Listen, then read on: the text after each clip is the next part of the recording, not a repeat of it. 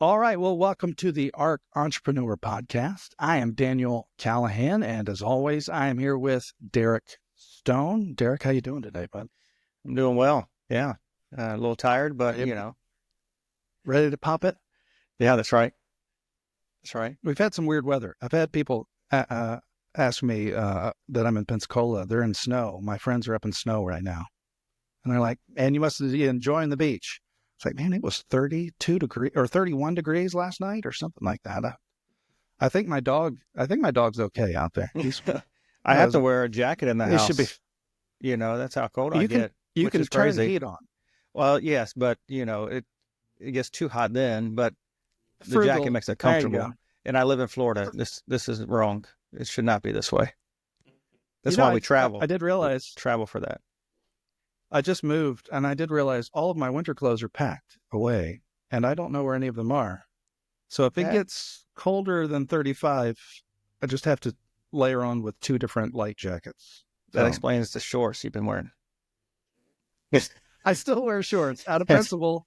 I'll bundle up here, but I'm still wearing shorts. So I'm standing up on the inside. So that's right. Well, anyway. Well, awesome. Well, let's get into it. Today with us, we have Dr. Greg Lowhorn. He is a professor of business. Is that correct? Yes. At Pensacola Christian College here in Pensacola, Florida. And we're excited. We've been waiting we're trying to get you in. The holidays made it a little difficult over the scheduling, but I'm glad we finally got you in today. So I want to introduce you to our listeners and tell us a little bit about who you are, kind of your journey through business, your life, where it's brought you. How did you end up at PCC and what brought you here today? Okay. Well, hi, Daniel. Hi, Derek. Thanks for inviting me on the podcast. You mentioned that I'm an associate professor of business. My specialties are economics and human resource management. That's primarily what I teach there. And it's kind of I don't know if it's an odd journey or what, but I started out in healthcare on the business side. When I was in college, I started out as a pre-med major as an undergraduate. And I guess I got a couple of semesters in and I made 2 Bs in chemistry. And my advisor called me in and he said, look, your dad's not a doctor, your granddad's not a doctor, you're not going to be a doctor.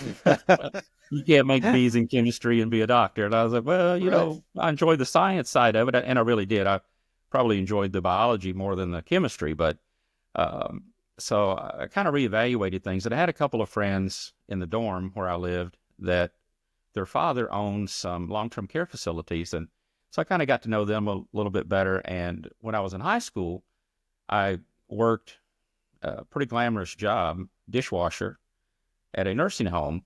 My official title was environmental engineer. So, you start at the top. Where else is there to go? Sure. And so anyway, I don't know, a couple of things just seemed to merge together. The more I talked to them, the more interested I became in the business side of healthcare. And I knew I wanted to be in healthcare. So I changed my major and changed it to healthcare administration, then later picked up some economics. And I think I changed my major 3 times. My parents thought I was going to be a professional student, I guess. But I got a lot of extra classes in. So when I graduated, I was actually recruited by a long-term care company that I had worked for while I was in college. Wow. And so it's kind of nice. I had 0 job search when I was graduating. So all my friends and classmates, they were going to interviews and stressing and stuff. And I just got called in one day and said, hey, we'd like to bring you on board. So anyway, so we started doing that. And I was a long-term care administrator for a couple of years. And then I went to work for a hospital. And I was their division vice president for long-term care and the long-term care administrator for the hospital. And it was a tremendous experience. I did that probably about 10 years and a few more years with the long-term care company. And a lot of things that I really like about healthcare, because one, it's a ministry, if it's okay for me to say that. Yeah. You can truly, and I'm not saying this from a financial point of view, a way to make money or anything like that, but you can truly help people that are in a very difficult period of life. It could be that they're needing rehab after a stroke or a surgery, or, maybe they have dementia, Alzheimer's, something like that. And you can truly minister not only to the resident, but to the family and really the other employees. So I loved it. It was tremendous industry to be in. So, even from an entrepreneurial point of view, there's a lot of things that you can do in healthcare that, doesn't necessarily entail, being an administrator of a facility or managing a facility. It could be as a real estate investor or as an ancillary provider, non-emergency transport or something like that. There's a lot of entrepreneurial opportunities in healthcare. And so, I would definitely recommend it. Well, as time went on, I was pretty involved in my local church and things like that. And I felt, this might sound a little bit hokey, but I don't intend it to be, but I kind of felt a call to more of a ministry related endeavor, not in the pulpit, but in the classroom. And I just really felt a call to Christian education. So interviewed with a few different colleges and ended up coming to Pensacola. And it's been wonderful. It was tremendous for my family and for me. I absolutely love the mission of the college. Two of the things that really make or break a job or a career are the people you work with and the people you serve. And I guess I have both. I work with some of the finest, just not only in the faculty, but just in the whole ministry. Work with some of the finest people I've ever known, good Christian men and women. And the students, my goodness, absolutely some of the finest young men and women I've ever met in my life. I've taught students from, I think at last count, 33 different countries. And that's pretty amazing. Wow. For a country boy from Kentucky. Yeah. To have friends around the world in 33 countries. And so anyway, so that's how I came to teach. So my background's really in business. So when I came down to start teaching, I had to learn how to teach a little bit. So, and the college is good about even helping. So, a lot of times people say, well, if I'm looking at a mid-career change, and if you feel led to education, there's opportunities there. There's so many ways. A lot of times people, I think they think of entrepreneurship as going from zero to a full-blown business, and it just doesn't happen that way. Most of the times it's a slow progression, and a series of events that will take you, to some destination later down the road. So that's one of the things I try to add to my students is with my business background, I'm not one of those guys that teaches definitions and formulas. That's almost worthless. And I even tell my students, I do not see you as a student. You're a working professional. This is like on-the-job training. And so it's really a good match. So I'm very happy. So I know it's an entrepreneurship podcast, but there's a lot of ways that you can have a W-2 job, a regular job, and also, do some things on the side, side hustles, side gigs, however you characterize it. And then sometimes those may lead to more involvement later on in doing something. So, or you may keep it as a side hustle. Most of the real estate investors that I know personally have a W-2 job like myself. Right. And I do a little bit of real estate as well. But I have no desire to quit my job. I love it. Sure. Ecstatic about it. And so for me at this point in my life, entrepreneurship looks like have the W-2 and then also pursue other endeavors. But, later on down the road, who knows? And we'll just see where the Lord takes it for us. Well, I think that's actually perfect because that's who we're talking to. Huh? Derek, you're wanting to jump in too. I see you going there. That's who we're talking about. Most entrepreneurs are going to start with. Not everybody can just drop their job and start into a full-time entrepreneurial career because the first question is, what do I do? And most everybody goes with what's the most familiar. And I like that you mentioned that there's entrepreneurial opportunities in the healthcare industry that we probably never even thought of before. Mm-hmm. Most people start, hey, I'm going to start my own business because I really know how to make cookies pretty good or pretty well. Excuse me. Mm-hmm. My mother just felt a tingle down her spine because I improper grammar there. People are like, well, I'll just start a bakery somewhere, or I'll start a restaurant, or it's the we don't realize how traditional we are and those kind of things. Right. And the people that are very successful have to think kind of outside the box, not just for the sake of thinking outside the box, but yeah, you're absolutely right. It might start as a side gig.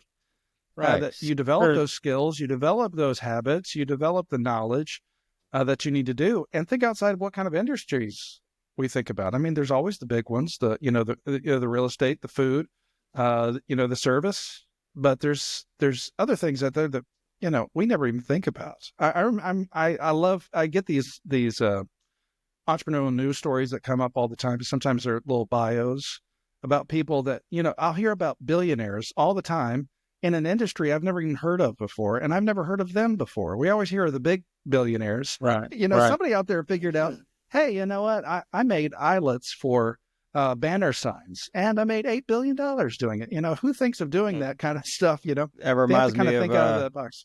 That reminds me of that movie, true to life story of the guy who invented the wiper blade mechanism, to make it, I guess it was automatic or whatever. But the guy's filthy rich because of this one thing. And that's in the automobile industry. You go, well, that's one component of one vehicle, but yet he's set for life from that one mechanism. It doesn't have to be this grand, you don't have to build the whole entire car. That's what I'm saying. It can be just one little thing. Yeah. When I was an administrative intern, you have to do an internship before you can sit for your licensure exam. So I was doing a 6-month internship at a facility, and I met a family member, and his claim to fame was his wife had some chronic long-term illnesses, and she'd been in a nursing facility for a long time, and the nurses had a hard time protecting themselves against needle sticks, like when they start IVs or give injections, things like that. And this is way back in the day. Now this is commonplace, but he just sat there and tinkered with some stuff in the facility, and he invented an automatic retractable sheath to go over IV needles. Yeah. And he ended up selling it. I think it was to Abbott Labs or some large company for probably a couple of $1 million plus a royalty. I think he got 2 cents per item manufactured, and became a multimillionaire. And it just came from sitting there at his wife's bedside. Yeah, he was just thinking of a way to solve a problem. Yep. Not only for his wife, but for the healthcare professionals. And I think that's the heart of entrepreneurship. I think this is something, and this is something I try to convey to my students, but it's so true for me too. A lot of times, if you watch these gurus on YouTube or whatever, they talk about become an entrepreneur and live the laptop lifestyle and travel to Bali, and you'll have all the free time in the world, or it's money, money, money. And I think, now you may disagree with me, but I think that is totally wrong. And y'all own your own businesses, so you know it. Being an entrepreneur, starting your own business, does not give you free time. No, it takes away your free time. It becomes absolutely. Your passion. It's more than your full-time gig. Yes, it's like I have 2 full-time jobs now, almost. Yeah. But so that's a bunch of garbage. You really get, and this is just me. I think the real reason to get into any kind of entrepreneurial endeavor is because you want to help people. You want to solve a problem. Just like the man who solved the problem with the needle stick device. Derek, you're in the home services business. Yeah. You solve problems for clients. So like I see my students at the college as clients, not as customers. I don't see them as students either. I see them as working professionals, but they're my client.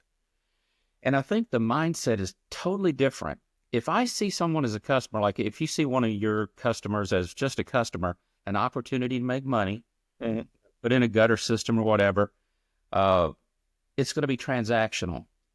Yep. It's a one-off experience, and you're there for everything that you can get out of it. And it's probably going to stay at that. It's only going to be a one-off experience because they're not going to call you back. That's right.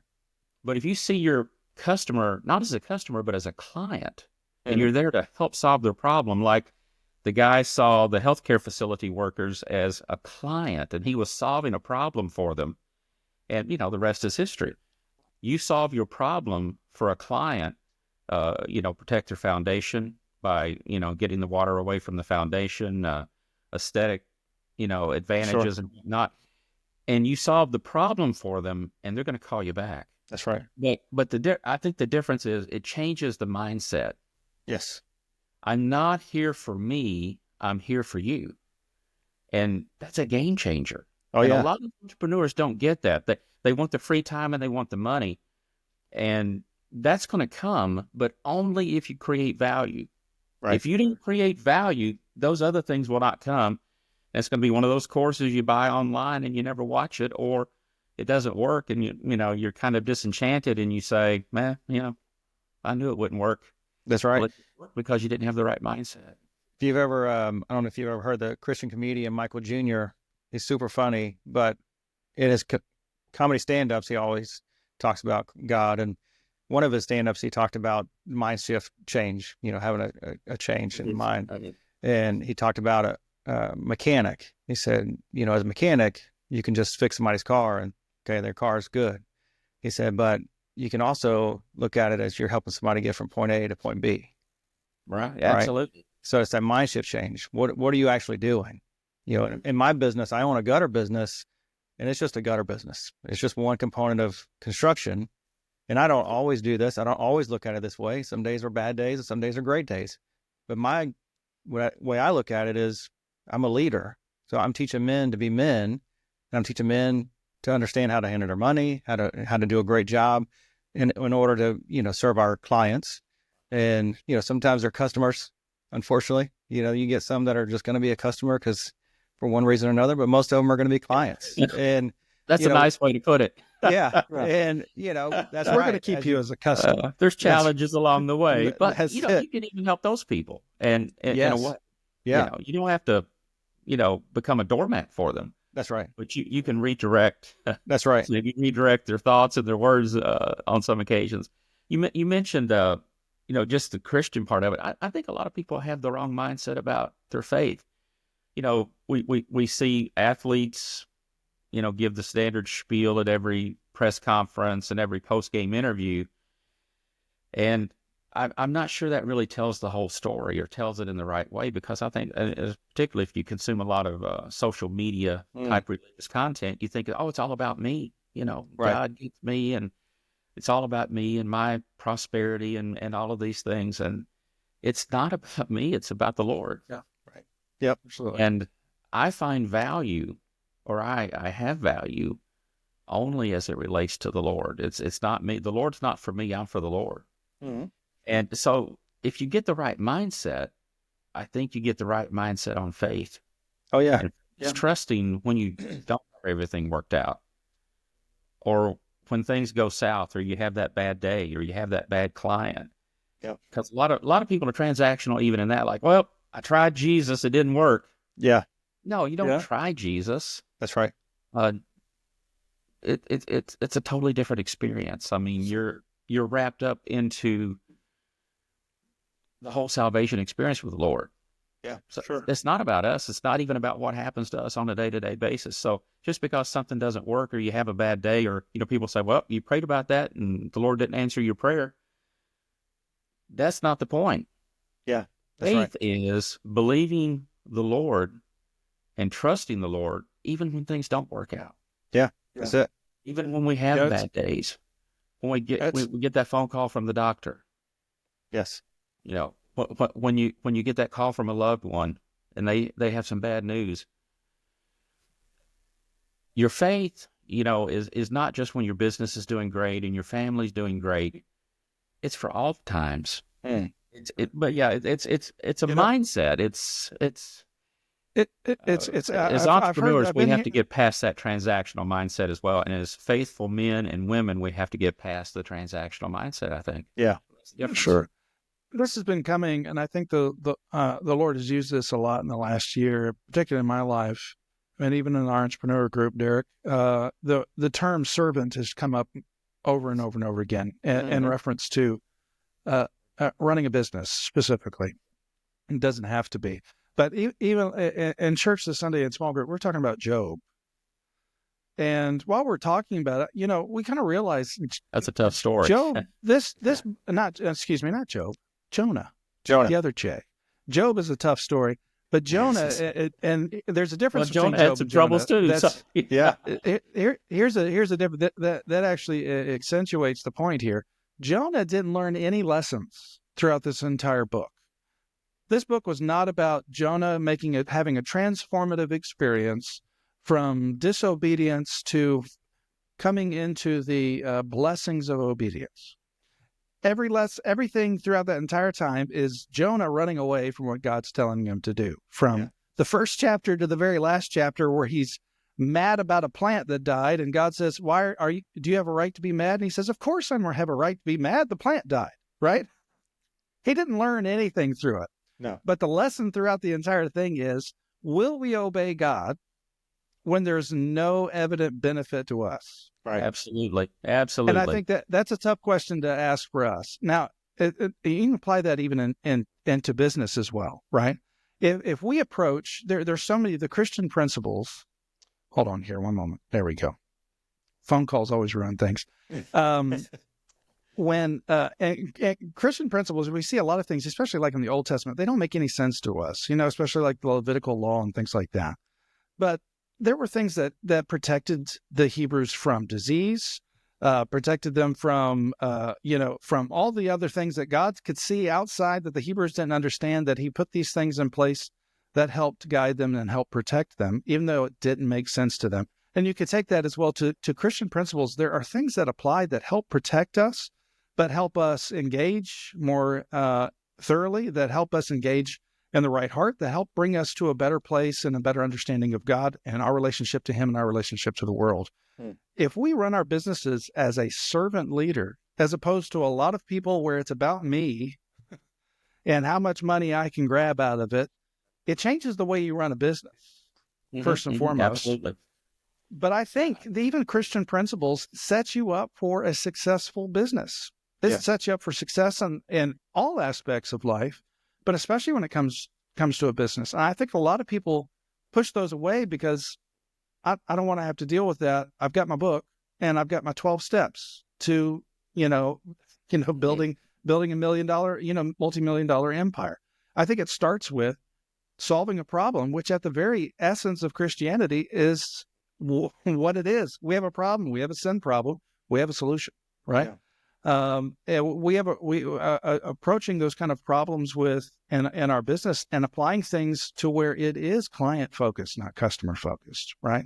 Yeah. Treating people well, working a business with integrity and consistency, because I can look back at all the mistakes I made in a business were all because of me and because I thought I could do it.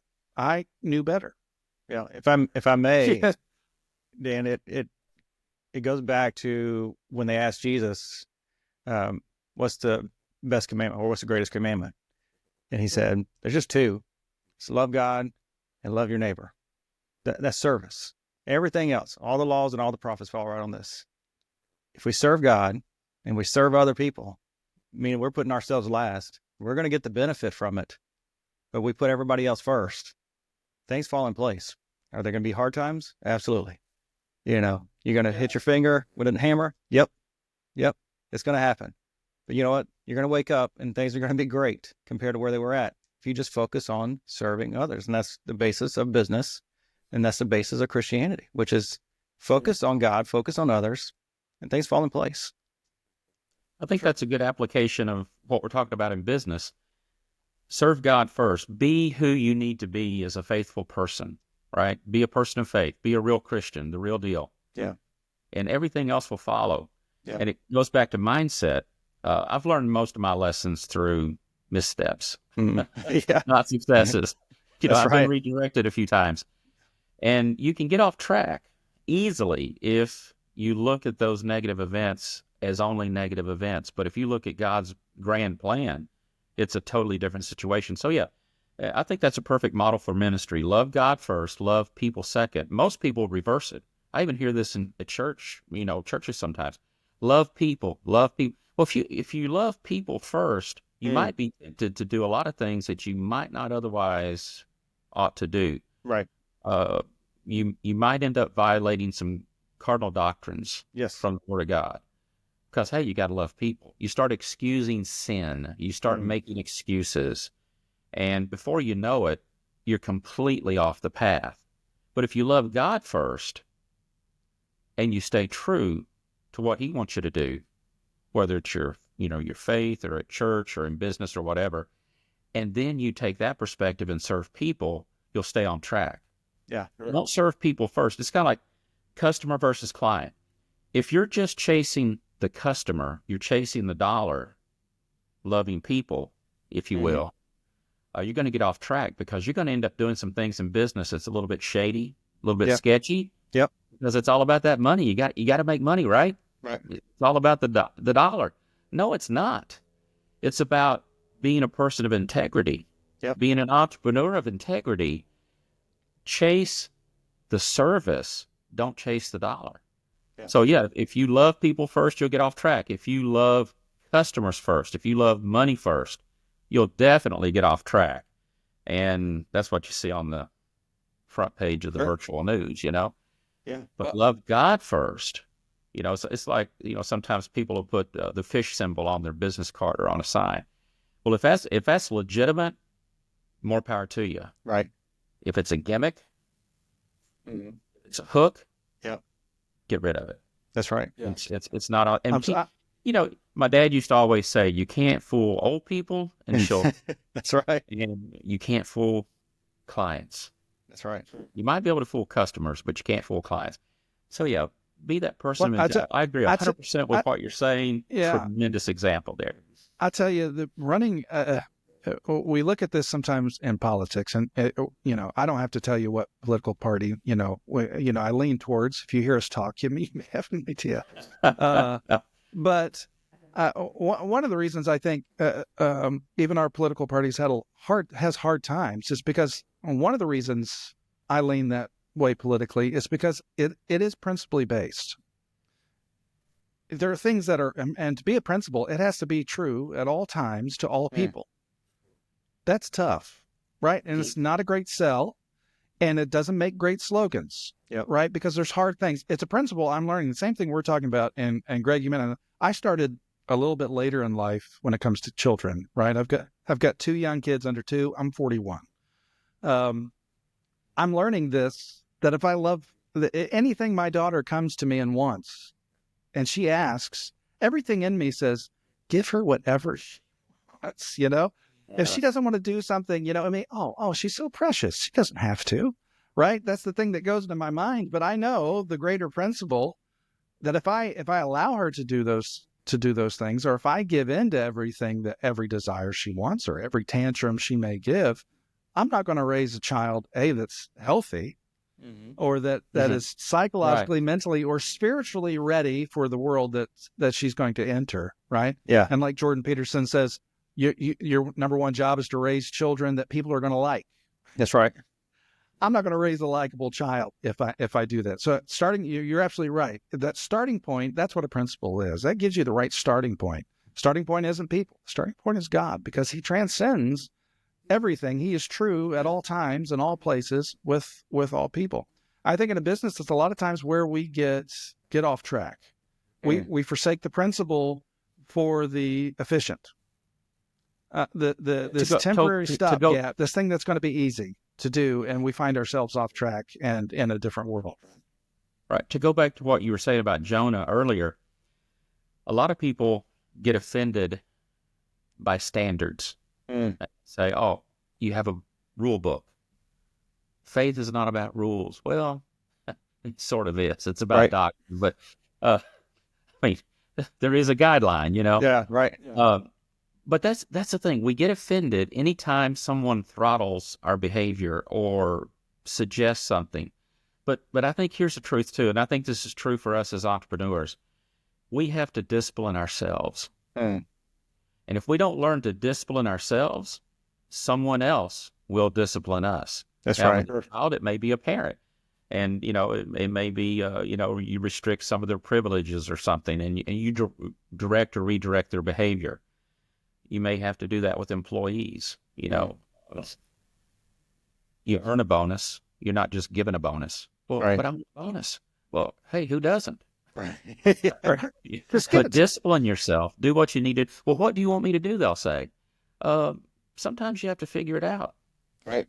We as entrepreneurs have to figure it out. There's a lot of great books and podcasts like yours and a lot of great YouTube channels out there, but eventually you just have to figure it out. You're going to face some things that you've never experienced before. But if you don't have the discipline yourself, someone else will impose it on you. Mm-hmm. And it's much, much, much better to discipline yourself.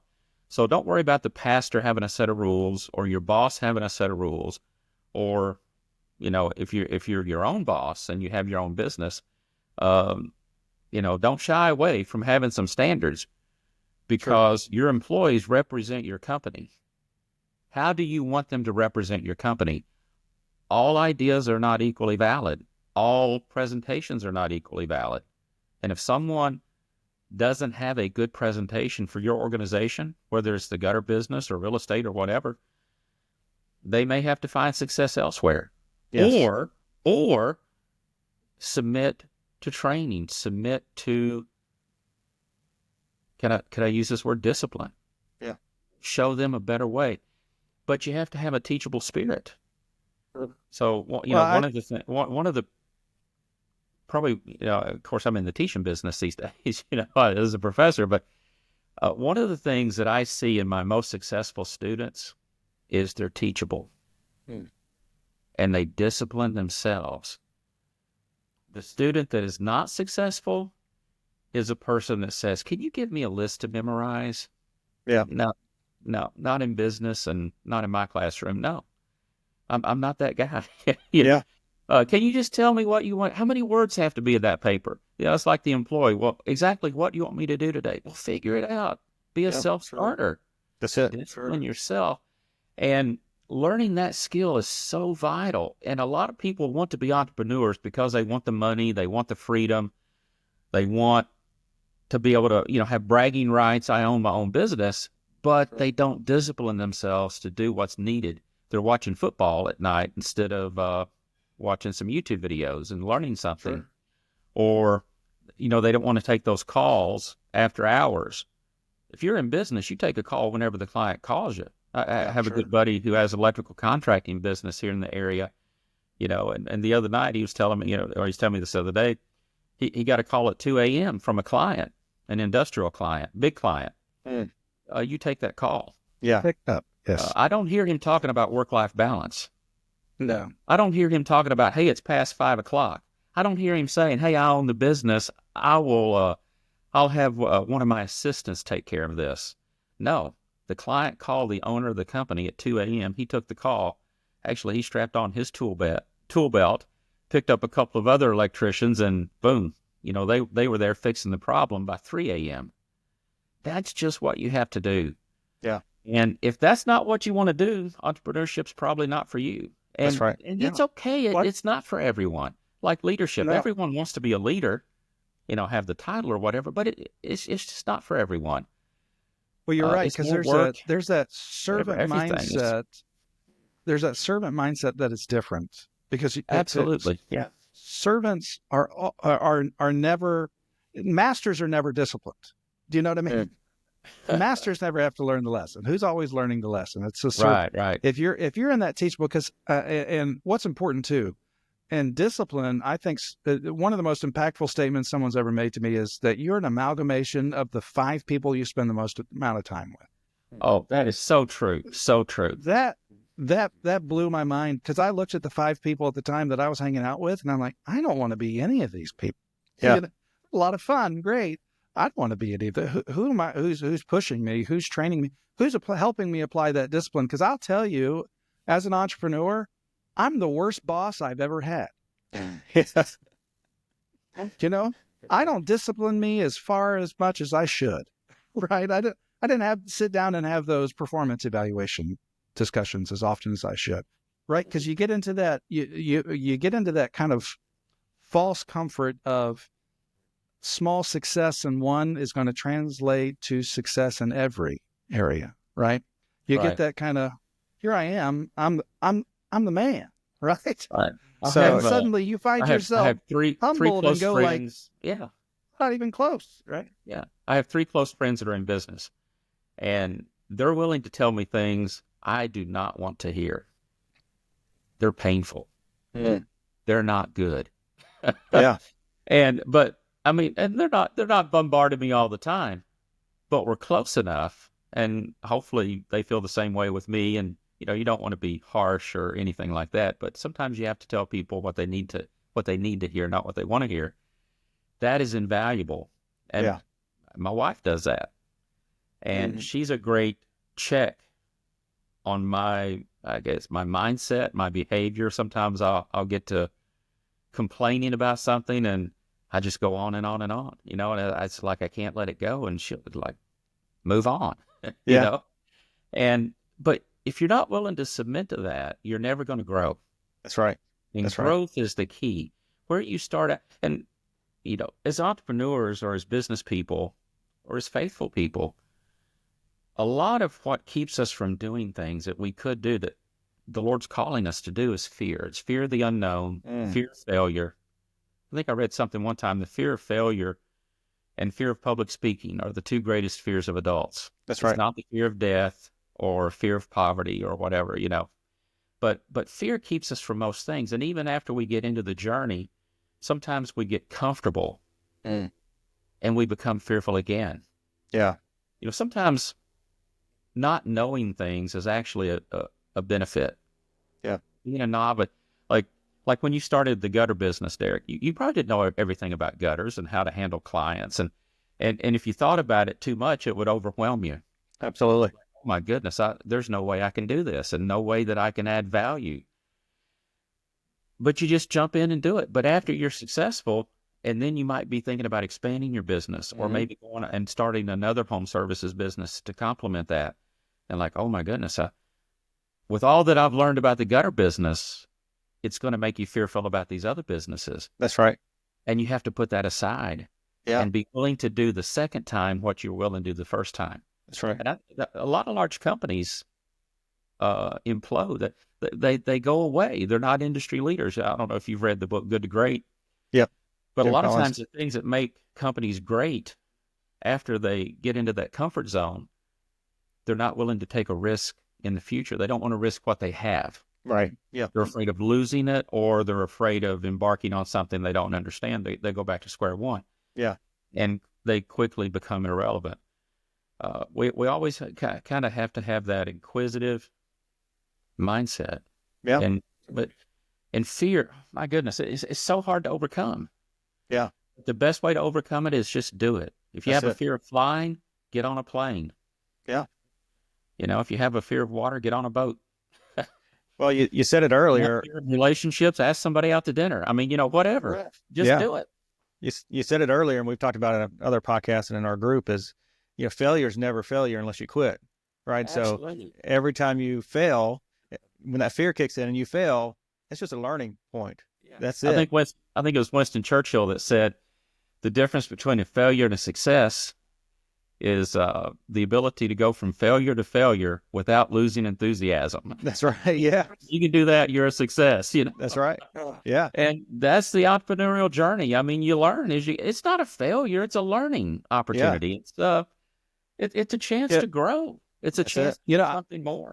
I've been growingly fascinated with kind of the psyche of what an entrepreneur is, because I had 2 questions approaching entrepreneurship: are entrepreneurs born? Are they made, or are they discovered?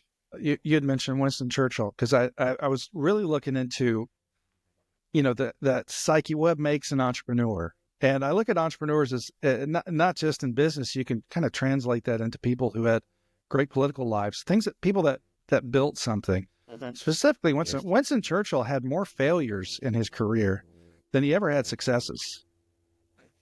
Absolutely. I mean, he had. I mean, if you look from the beginning of, his introduction into politics to the end of his life, I mean, he ended his life getting booted out of office, again, just because he kept holding on for too long. Yeah. Along with others, but England was the first country to really oppose Hitler, and they pretty much spent their wealth and lost many, many men and women in the battle before the United States ever got involved, or other countries, other Sure. allied countries. He was a leader in that sense, and he did what was right. It wasn't about what was less costly or whatever. He did what was right, and basically was instrumental in winning World War II. And the people thanked him by voting him out of office. Most instrumental. Isn't that the crazy? very next year. And I think that's the life of a leader, the life of an entrepreneur. You do so much for a client, and then they go with the cheaper price down the street the next time. Yeah, sure. And it can be discouraging. I'm sure Churchill was discouraged, but such is life. Yeah. But, here's the thing. Everything doesn't hinge on that one client that goes for the cheaper price. One, they may come back because the cheaper price is going to be substandard. Or, you're going to have another client to replace them, and they'll be even better. That's correct. Some clients are high maintenance. Some are not. And losing a high maintenance client is not the worst thing in the world, just like losing, I hate to say it this way, but if you lose an employee who just can't support the mission of your organization, losing them may not be the worst thing in the world.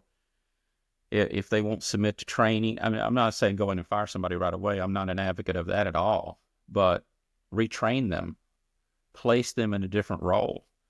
Like I joke around it where I teach economics and human resources. I do not teach accounting, but most people, when I run into them and they say, "Oh, you're a business professor, I have an accounting question," like, I know speak of accounting, that's not my language. You, right. It's not my love language. It's not my any language, I can help you with cost accounting and taxes, but that'd be about it. I'm not an accountant.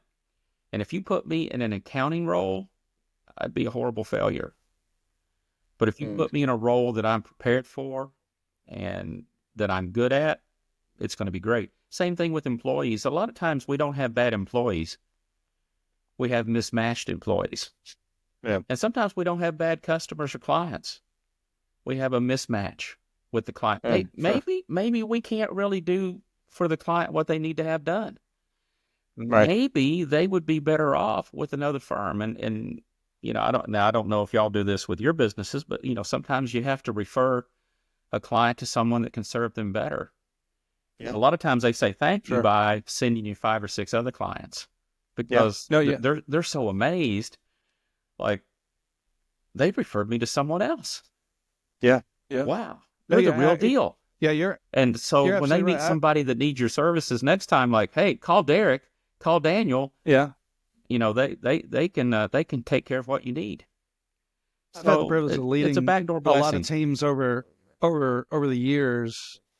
And one thing, a lesson I learned the hard way at the very beginning is if I wasn't getting performance out of an employee, my first reaction was, we used to call promoting them to a customer, right?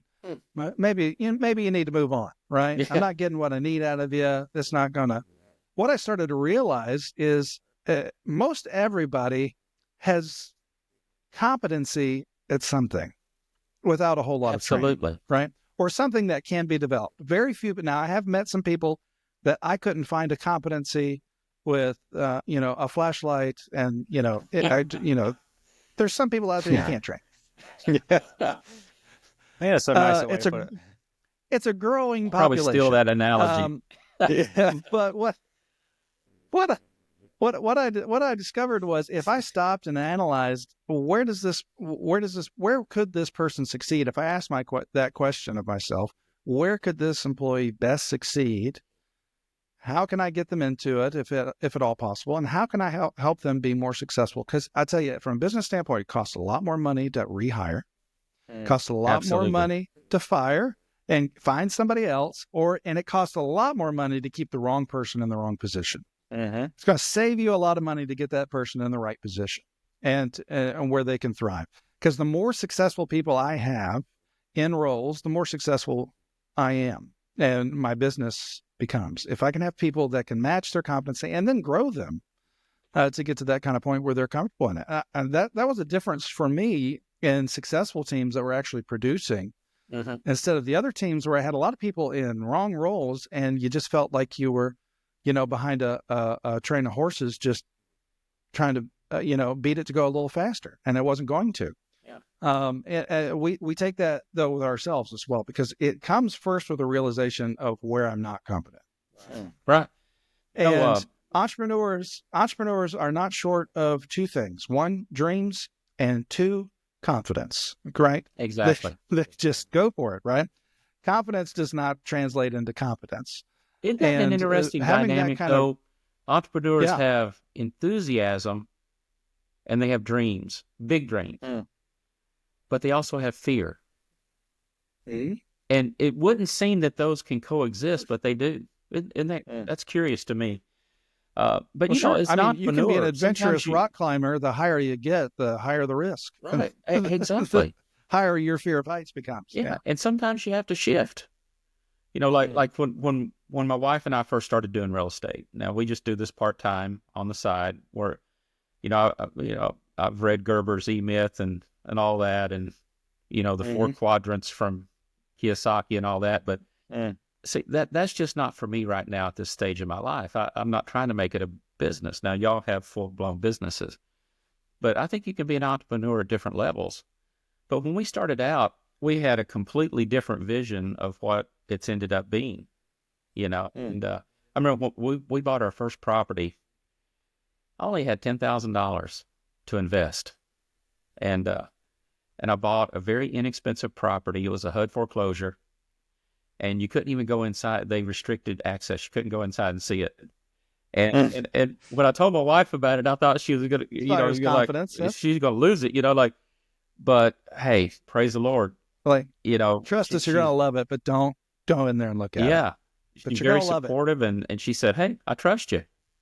So I had to go to, oh my goodness, I don't remember how many banks I had to approach to give me a very small mortgage. It was really a cash purchase, but I didn't have enough cash. Yeah. So I had to figure it out. I had to take an unconventional path. And so, we rented that. We made that a long-term rental. And then I was reading a book called Buy Buttons by Nick Loper. I don't know if you've listened to his Hustle podcast. It's a very, very good podcast if you're in that space. If you're in that stage of life, you want to look for, extra opportunities. But anyway, so he mentioned Airbnb. So we started doing short-term rentals, Airbnb, VRBO.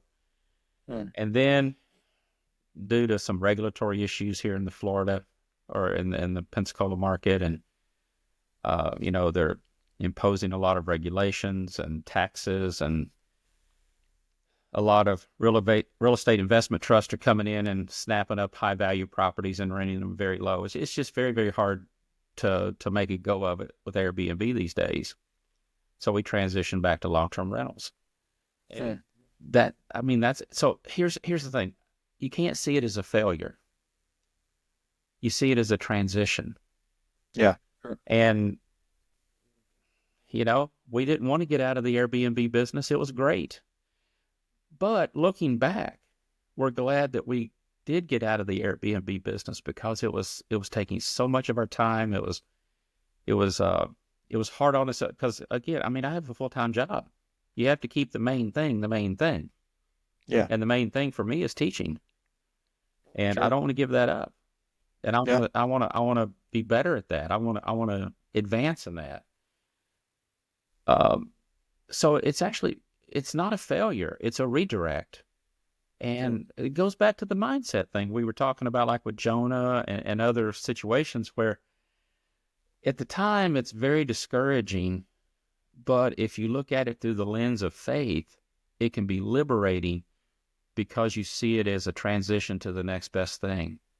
That's right. You don't focus on the loss, you focus on the opportunity.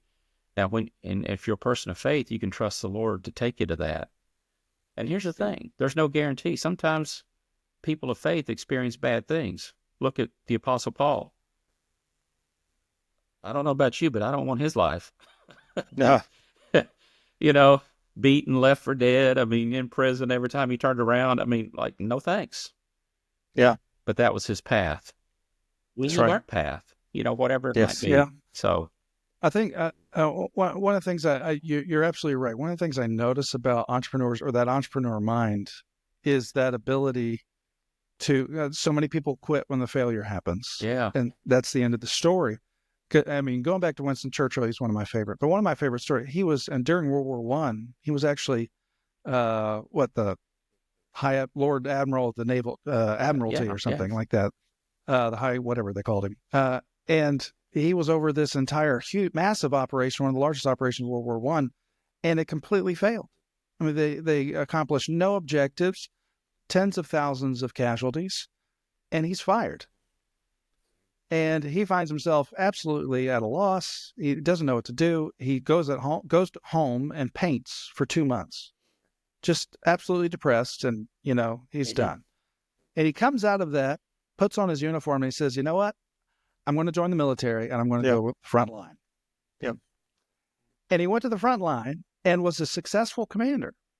In fact, he became legendary, and as a result of that, was invited back into the government, which set him up to be in the right position when World War II came along, for him to be in the position to take the leadership, and really was probably the most instrumental figure in the Allied forces winning the war, right? Changed the course of history.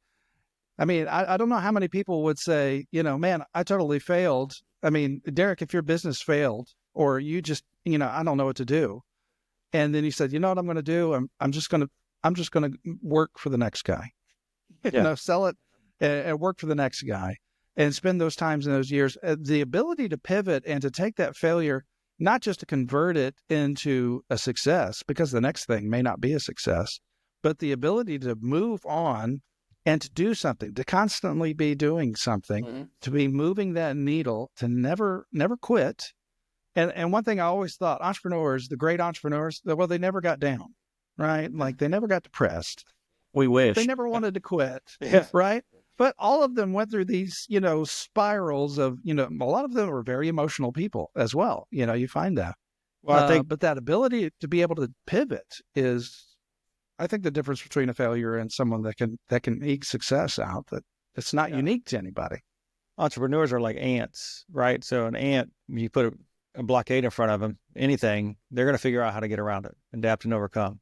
They're going to keep on moving. And if you're a successful entrepreneur in the mindset, if you have a failure, if my business collapsed right now and I'm back to square one, well, I got the knowledge on how to get back to here that I didn't have when I first started. I don't stress about that. I think what most entrepreneurs, and this is just my take, I think what most entrepreneurs or business owners worry about is, I'm going to lose everything I have. Well, that's okay. Keep moving forward. If you lose it, you can always get it back because you got the right mindset. Matter of fact, you may even get even more because you now know, we talked about it earlier. If I only knew, what I know now, if I knew that 30 years ago, where I'd be at, if I knew it 10 years ago, where I'd be at. And that's the mindset we got to take into it. This Absolutely. makes me think of validation. Social media, everyone looks online, or how many likes did I get, or whatever. They look for validation. Yep. In business, the business validates your idea, not other people. Yeah. It goes back to what Daniel was saying about, I think it was Daniel that said, you'll be like the 5 people you're closest to. Yeah. Now, I'm not saying ditch friends. I'm not saying, necessarily that, don't be mercenary in that way, but associate yourself with people that have the same mindset, that have the same goals. If I want to talk investing, I'm going to talk to some friends that I have that invest. I'm not going to talk to someone who doesn't do investing because they're going to tell me every reason I shouldn't do it. Yeah. Somebody that's not interested in real estate, they're going to tell me every reason I shouldn't do it, why I'm going to fail, et cetera, et cetera. If I'm looking to those people for my validation, I'm not going to get it. And I'm going to be discouraged, and I'll be more fearful. Try the idea. Start your business. You can, tell from my pic, I'm a little bit older. I'm 60. In my mind, I'm 30. In my enthusiasm, I'm 20. Yeah. My sense of humor, I'm probably like 12 or 13, but we won't discuss that. Okay. But, Hey, I'm with you. It doesn't matter how old you are. So if there's people listening to the podcast and you're a little bit later in life, you're a little farther down the road. Daniel said he started later with children. I was 30 when my first child was born. Most of us are late starters because whenever you start, it's the right time to start. Yeah. If you don't start, what's going to happen? So whether you're 20 or 30 or 60 or even 70, start. Do not let fear stop you. Yep. I see this even in education. But I don't want to start that program because it's going to take so many years to do, or to start. Actually, back many years ago, I was thinking about getting out of the healthcare business, going back to school, getting a master's, and because I felt I wanted to teach. And I was talking to my dad about it, and I was laying out all the reasons I shouldn't do it. I'm gonna lose my income. I have a great position with the company that I was with at the time. Basically my life would have been totally different. I would have gone back to being a student. And he said something to me that really changed. Talking about sometimes somebody will say something or you'll read something that changes your whole perspective. It's just one thing. And he probably, if I'd asked him at the time, he probably wouldn't even remembered what he said to me. But he said, in 4 years, you're either going to be 4 years older without the degree, or you're going to be 4 years older with the degree. Mm-hmm. Just decide. Yeah. You're going to be 2 years older with a business, or you're going to be 2 years older without a business. Mm-hmm. And you may have to go to 16 banks before they give you, a couple of bankers even laughed at me, like, you want a mortgage for how much? like, we can't make any money on that. Like, okay, I'm going to go on down the road, bank number 10 or whatever, Persevere. Don't give up so easily.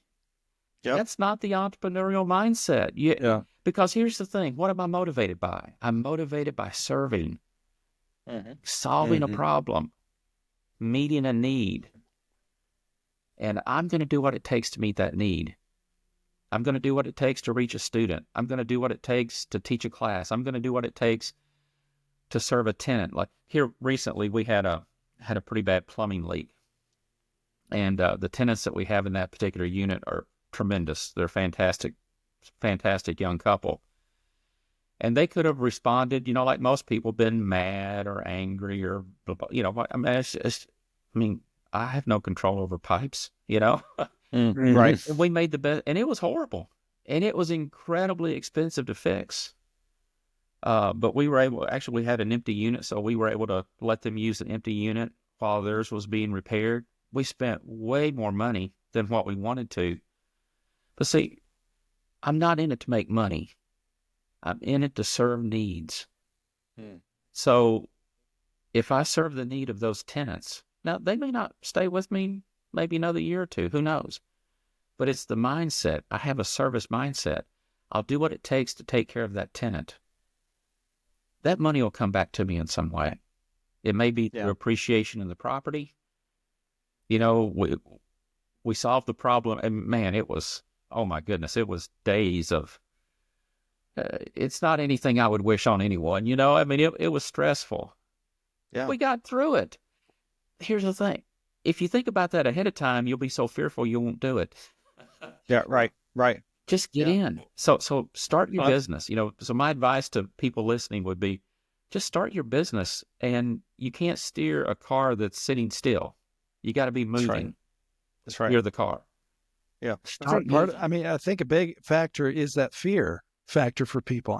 And to be honest, I think if you're not at least a little terrified about the business you're going to do, it's probably not going to be worth it. If you feel too safe, your results are. And I know it's pretty common for people to say, overcome your fears. And I don't think you can ever overcome fear, because I don't think it's about overcoming fear. I think it's about not allowing fear to overcome you. I think those are two different things.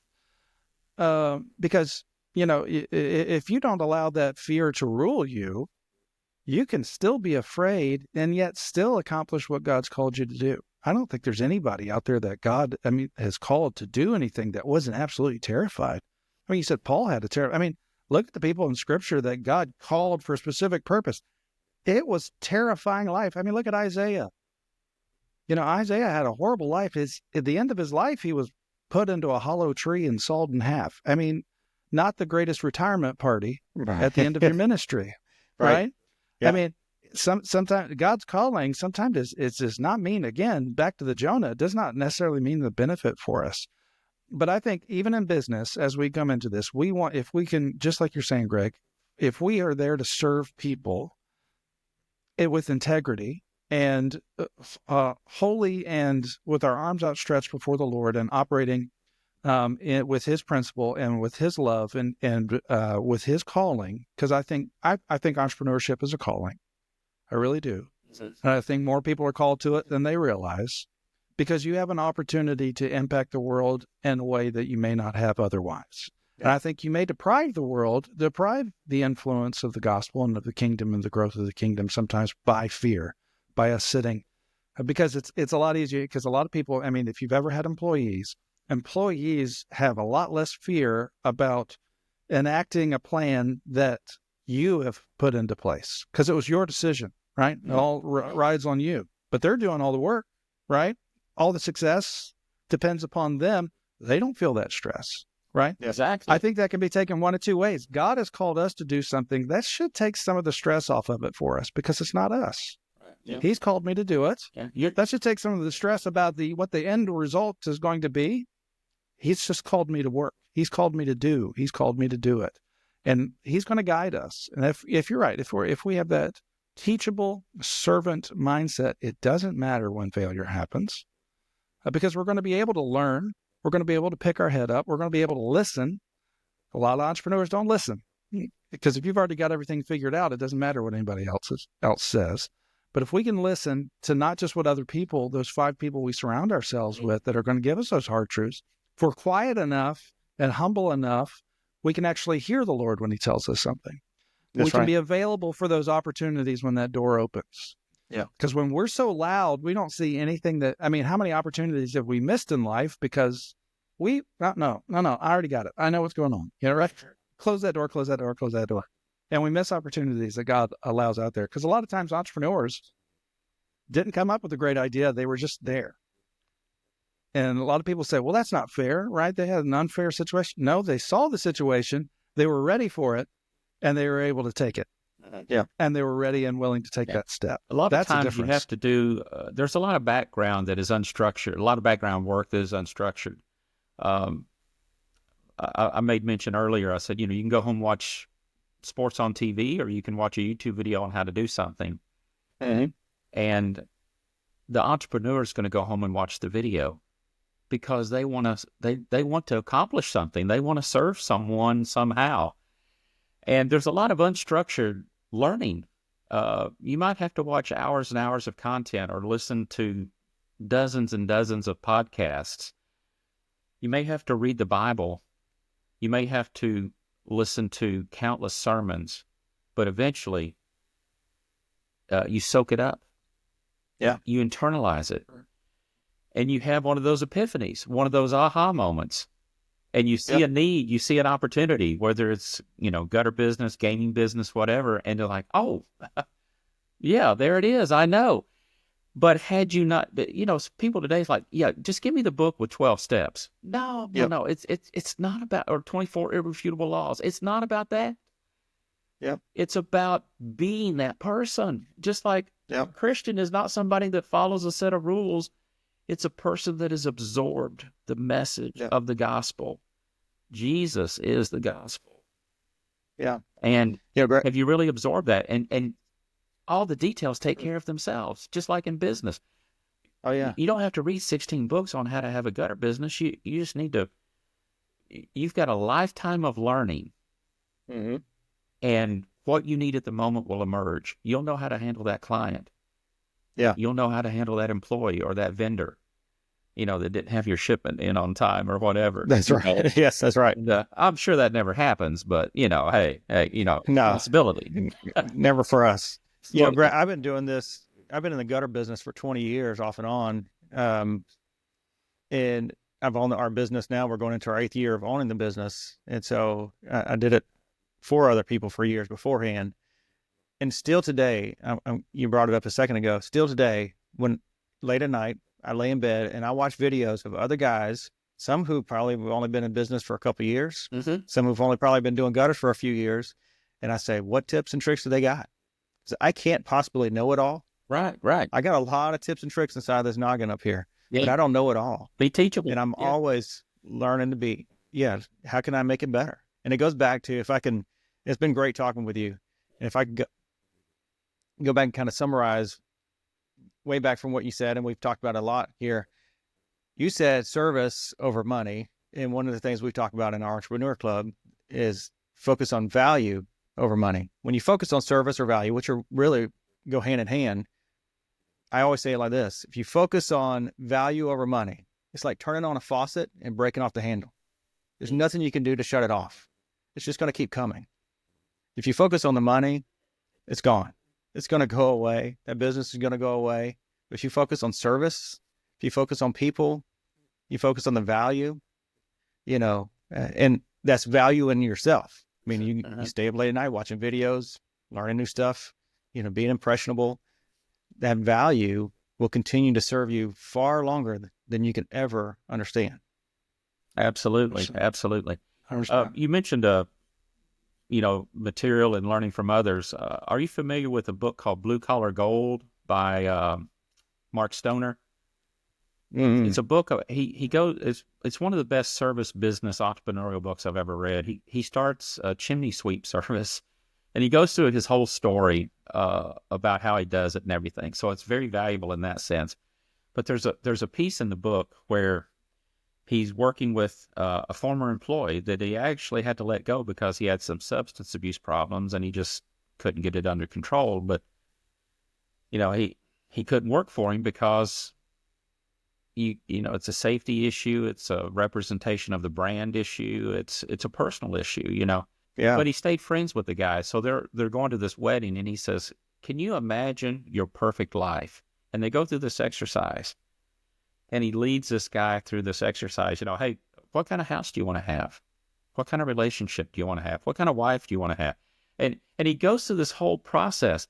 And in the end, the guy says to himself, I never even allowed myself to think about what might be because I was afraid to ask myself. I didn't think it was possible. And from that exercise, and this is a true story according to the author, but through this exercise, he reconnected with the guy a couple of years later and found out that most of the things that he had imagined, that he had dreamed about, actually came true. Wow. Because he changed the way he thought about it. And if, like in our faith journey, our family journey, we have to be teachable. We have to let ourselves think about new things in new ways. So, there may be people listening. You're not happy with your home situation. You're not happy with your spouse or your girlfriend, boyfriend, whatever. You're not happy with your kids. Now, you can't control them. They're a free agent. They're their own person. Yes. But you can control yourself. It's like you can't control your client, but you can control yourself. That's right. Be the best service provider you can be and let the other things take care of themselves. Don't worry about trying to control the client. Don't worry about trying to control the situation. I'm going to have the best marriage I can have if I try to be the best husband I can be. Not by trying to make my wife the wife I want her to be. Right. And, it all goes back to mindset. Sometimes when you talk about mindset to people, their eyes glass over like, oh, that touchy-feely stuff. But I'm telling you, it's the game changer. It's really the only game changer there is. Because, like right now we're in the NFL playoffs. Every team has a similar facility, similar equipment, similar schemes, similar coaches, or similar, just everything's the same. What's the difference? Well, the difference is the players and the coaches, but the real difference is the mindset. Yeah. It's the strategy that they implement. That's the game changer. There's really no difference between any team out there, basketball, football, business team, whatever. There's no difference. You have the same employees that everybody else has. You have the same materials that everybody else has. But what you do with it, that's the game changer. Yeah, that's a mindset issue. Yeah, Daniel was talking about that earlier. And, with the thing with Jonah, he had the wrong mindset. God was, he was ready to make him the Billy Graham of his day. He was going to be the greatest evangelist known to, in history. And he flubbed it up. Yep. He didn't trust God. He had the wrong mindset. Daniel, your kids don't worry about having a place to sleep tonight or a meal to eat tomorrow because they know Dad's going to take care of it. Believer, don't worry about it. Dad's going to take care of it. The Father is going to take care of it. And you have to transition through life. You make some changes. You pivot. So that's right. It's not a failure. That's right. Go from pivot to pivot without losing enthusiasm. Yeah. Yeah. You're right. I love to. I'm in the car a lot. I like to flip through different types of podcasts just to hear different things. I was listening this morning. A guy was talking. He was a Navy SEAL, but he was talking about the process of going through Navy SEAL training, that initial training, and how many people quit. He said, the day one, the drill sergeant walked in and said, "Who wants to quit?" He was joking, but one guy said, "I'm quitting." Quit before they even started. But the drill sergeant said it was a pretty powerful thing. He said, "You're going to want to quit every minute of every day for the next 3 months." He said, "Do not think about, I'm not going to be able to make it 8 weeks or 12 weeks. Don't think I'm not going to be able to make it through this week." He said, "What you concentrate on is waking up on time, get up and make your bed, and make it to the mess hall on time. So before breakfast, you have 3 successes. And then concentrate on getting to PT on time." He said, "If you want to quit tomorrow." That's what I loved. I remember that. Quit tomorrow. That's right. It's going to be tough today, but I'm going to quit tomorrow. If I can just make it through the day, I'll quit tomorrow. He said, "But you know what's going to happen at the end of the day? You're going to have a whole day full of successes that were hard won. And you're going to get to that next morning. And you're like, just one more day. Just Baby one more day. steps. I'm going to quit tomorrow. Yes. I'm going to quit Baby tomorrow. steps. Baby steps. Right? How often we allow that fear to just dominate us. And I tell you,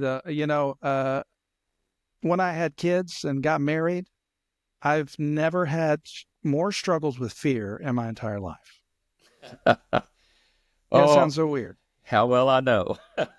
Do you know what I mean? Yeah. And I find these things over and over and over again. And I keep hearing from, this was not a Christian podcast. It's so impactful, for me.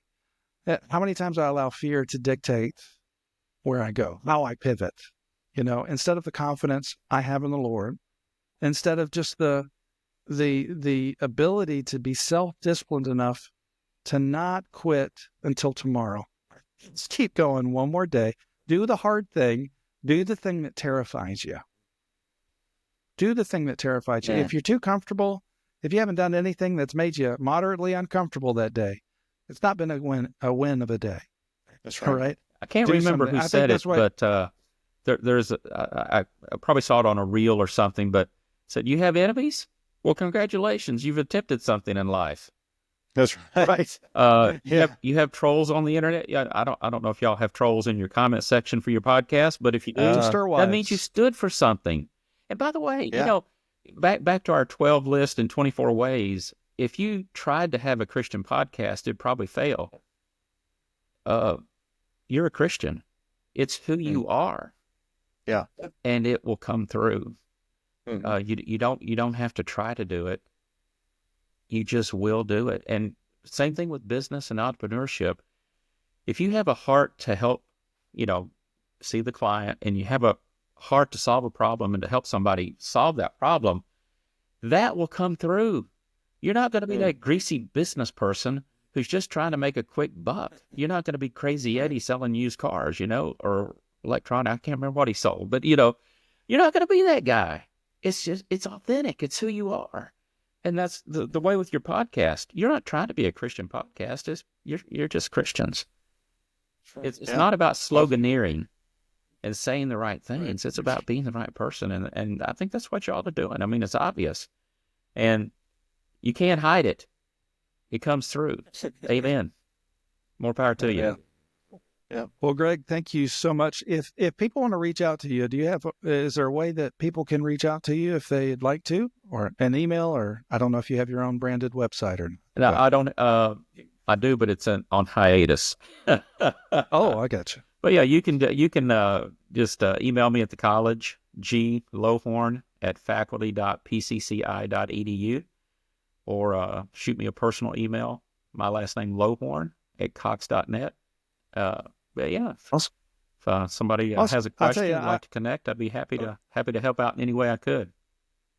And I'll tell you, the longer I've been in Pensacola, the more impressed I've become with Pensacola Christian.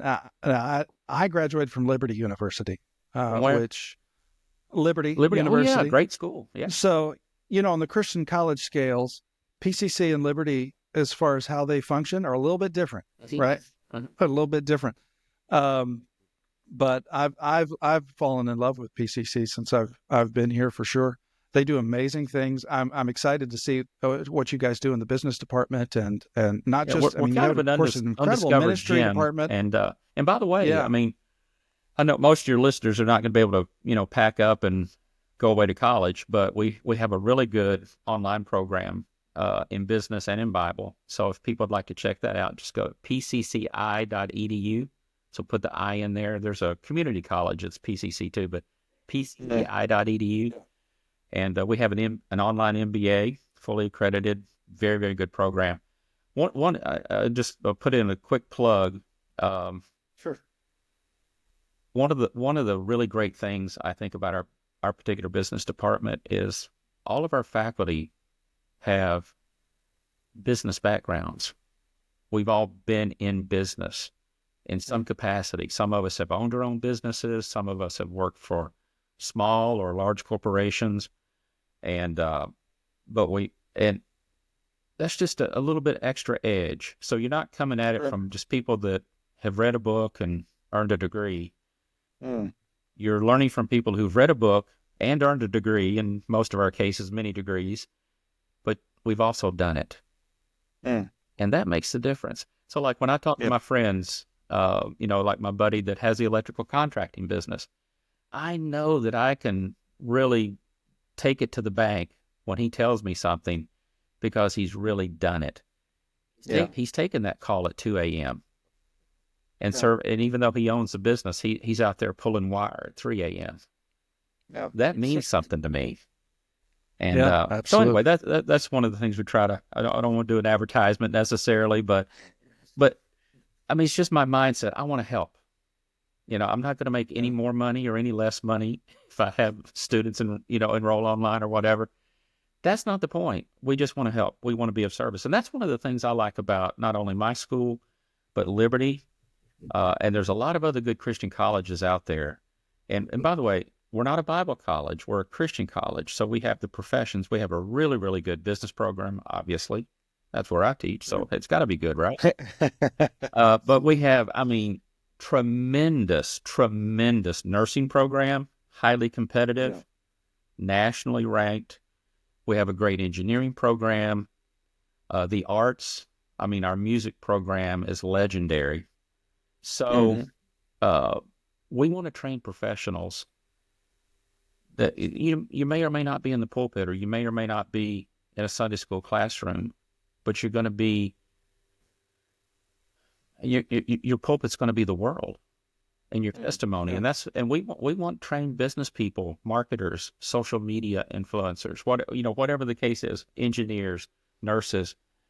A lot of our students go on to professional schools like med school and dental school and whatnot. And that's where it's meaningful, being a Christian every day, just like your podcast. This is not a sermon podcast, but it really is because it's authentic.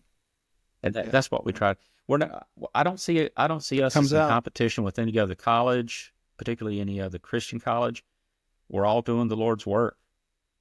We need more, not less. We need more colleges like that, like Liberty and PCC and others, not fewer. So that's right. Absolutely. I'm glad you had a good experience there. That's fantastic. Well, thank you so much, Derek. I don't know if you've got anything before we go. Thank you for having me. I've really enjoyed it. Great to get to know both of you, even though it's virtual. Yeah. And hopefully we'll be able to be in some entrepreneurial, meetups and circles. And I'll see you in person. That'd be great. I'll after we leave here, I've got a few things I'll email you about, Greg. We've got some ideas that we want to run past you, see what happens. So yeah, we look forward to working with you more in the future and having you back on. And really enjoyed it. I tell you, every time we do a podcast, they get better and better. It's just, it's become more than we've ever thought it would be, and it's amazing what God does just by bringing people together, just talking and seeing how the Lord leads and how impactful it is. Every single time we leave more encouraged than maybe we're doing for other people sometimes. I mean, it's iron sharpening iron, and meeting both of you, it's fantastic. So thanks again for having me on. I've really, really enjoyed it. It's been a blast. Yes, sir. Yeah. Well, thank you so much. We appreciate your time with this. Absolutely. Thank you.